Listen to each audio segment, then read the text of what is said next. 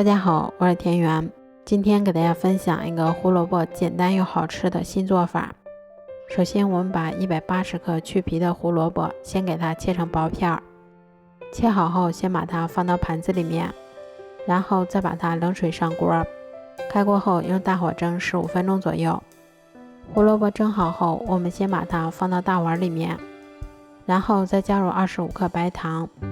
接着我们用擀面杖先把它们捣碎。胡萝卜捣好后，我们再少量多次的加入大约150克的玉米淀粉，然后再下手把它们揉成像这样的面团就可以啦。揉好后，我们取适量的面剂，把它揉成圆球的形状，像这样我们的生胚就做好啦。都做好后，把它们依次放到蒸屉里面，然后再把它开水上锅，用大火蒸15分钟左右就可以啦。这样用胡萝卜做出的美食吃起来非常的滑嫩香甜，而且做法也非常的简单快速。如果喜欢的话就试试吧，喜欢我的视频就关注我吧，谢谢您的支持。